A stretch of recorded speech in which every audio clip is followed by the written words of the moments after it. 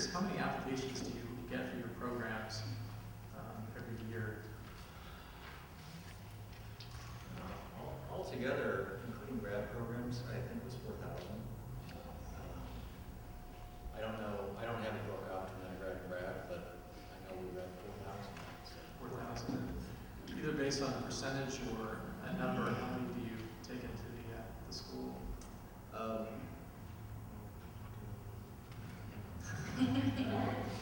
This is why you guys are doing math as well. Around 250 students, okay. grad and grad. So a lot less than 4,000. We receive about 600 to 700 transfer applications every year, and we admit 15 to 17 students from that pool. We admit the same amount of students from our petitioners or our current UCLA students. However, the applicant pool is much smaller. There are typically between 50 and 65 applicants per year.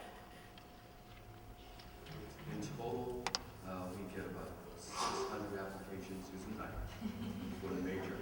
And we break that down between transfer applications and what we call native applications, students already on campus. And of that, about a tenth of that pool, roughly, gets accepted. 60, sometimes 70, sort of varies. Total for our whole program, we get about 1,000 applications, and last year we accepted just around 400 students.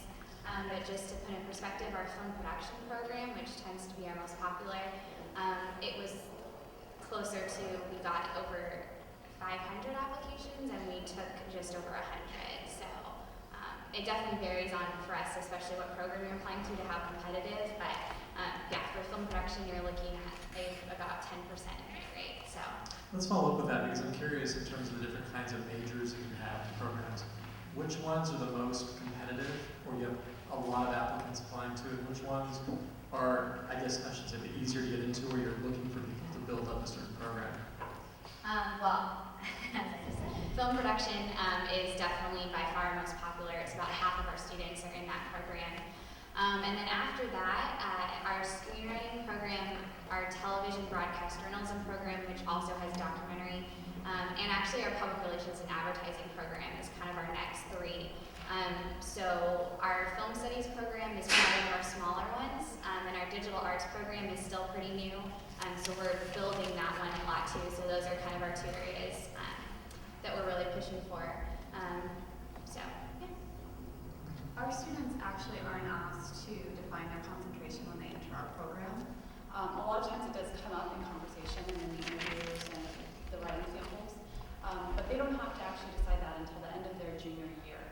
And what we found, oddly enough, is regardless of the student's prior experience in filmmaking, that there are a number of students who change. They come in thinking that production is for them or screenwriting is for them, and then they decide that they're actually looking at being a producer or into post-production or something like that. So our program is a little unique in that sense. We also have a minor. I'm not sure if the other schools offer a minor as well, but that's a new program for UCLA. We started it just over a year ago. And it's also impacted, but we have about 200 students that are currently in the minor, and we accept students twice a year. Okay, which is good. For students that have been asking me a lot of questions about, I also want to be a psychologist, or I want to be this and that, or an oceanographer, that you might want to consider, maybe having a major in a specific, non-film related area, and maybe doing a minor in a film. Yeah. Right. I was just going to say a follow-up on all this, because I get the question asked a lot, what's our admit rate? People get discouraged when they hear how tough it is, and I think you heard from everyone, a lot of heads are shaking, it's tough to get in. Don't let that discourage you from applying. I was just in New York, and I was talking to some students, and their faces dropped when they heard how hard it is to get in. Yes, it's hard to get in, but you don't get in if you don't apply. The nice thing is, most of our materials are similar enough that you should be applying to all the schools sitting here, plus some others that aren't sitting here. It's not that expensive. Apply to every school you can. Don't limit it to one or two, okay? You need to apply to apply for them, and you'll find your place. You'll get in. But don't be discouraged because we're sitting here telling you that it's tough to get in.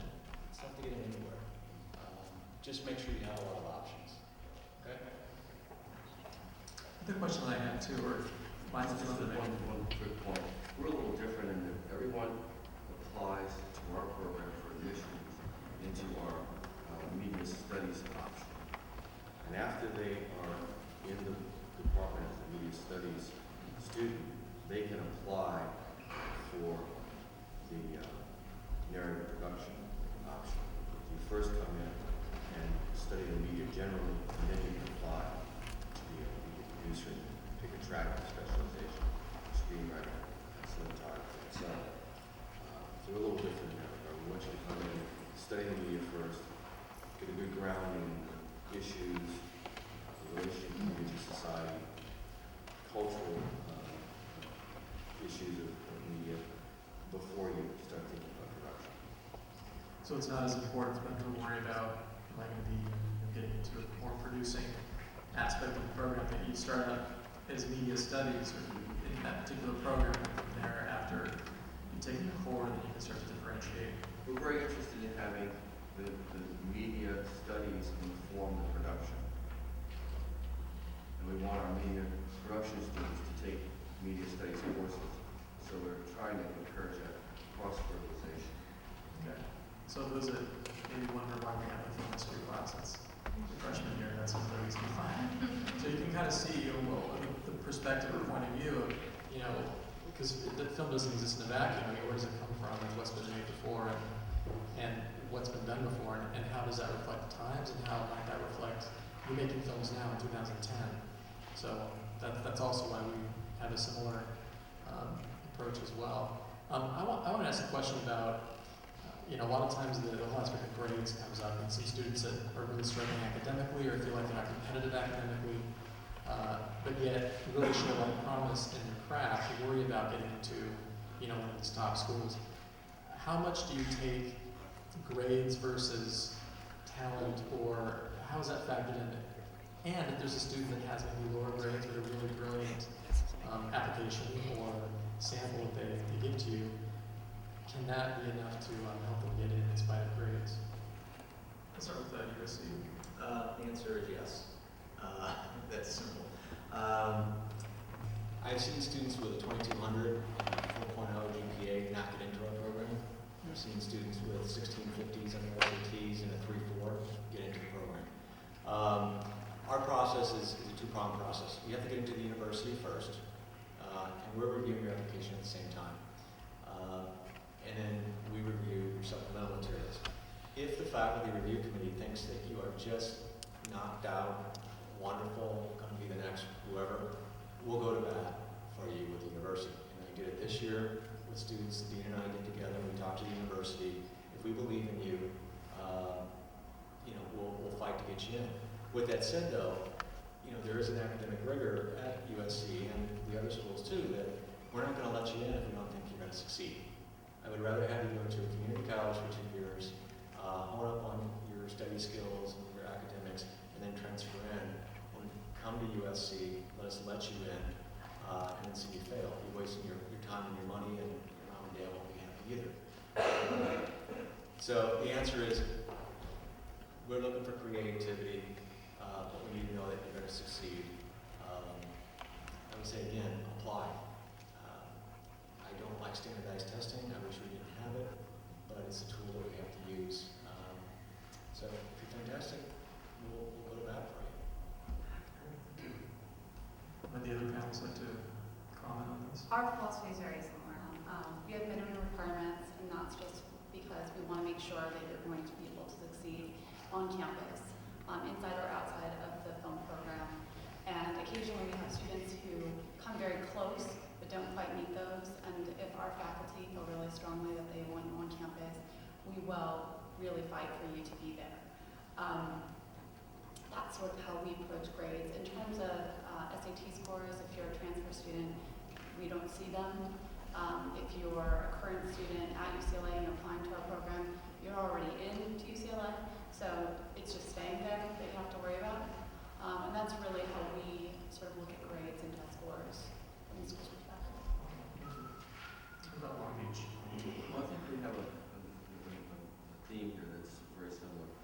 University, you're admitted to the university first, and then you satisfy the university's requirements. We look at the applications that are admitted to the university.